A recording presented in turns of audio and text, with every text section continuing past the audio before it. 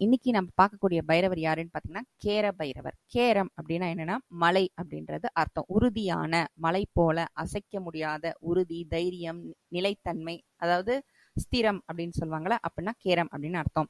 So இப்போ இந்த கேர பைரவர் என்ன பண்ணுவாரு அப்படின்னு பார்த்தீங்கன்னா, உங்களுக்கு நீங்க கேர பைரவரை வழிபட வழிபட வழிபட உங்களுக்கு வந்து உறுதியான மனம் இதுக்கு துவங்கிய காரியத்தை முடிக்கணும்.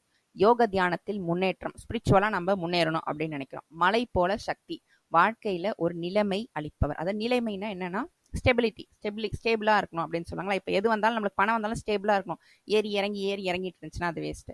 அமைதி, மனக்குழப்பம் இருக்கக்கூடாது, பயம் இருக்கக்கூடாது, எல்லாம் நீந்தி சாந்தமா இருக்கணும். அப்பதான் வந்து வெற்றி கிடைக்கும். இவருடைய மந்திரம் என்ன அப்படின்னு பாத்தீங்கன்னா, ஓம் கேர பைரவாய நமக அப்படின்னு சொல்றாங்க. இவரை வந்து பாத்தீங்கன்னா, நீங்க வந்து ஒரு காரியம் எடுக்கிறீங்க, அதை முடிச்சே தீரணும் அப்படின்னு நினைக்கிறவங்க இந்த கேர பைரவரை கும்பிட்டா உங்களுக்கு நிச்சயமா பலன் கிடைக்கும் அப்படின்னு சொல்றாங்க. நான் எப்பயும் சொல்ல போலதான், நீங்க எதை வேணா வச்சு படைக்கலாம். அன்போட பக்தியோட படிச்சா கேர பைரவர் நிச்சயமா நமக்கு அருள் புரிவார் அப்படின்னு சொல்றாங்க. மிக்க நன்றி.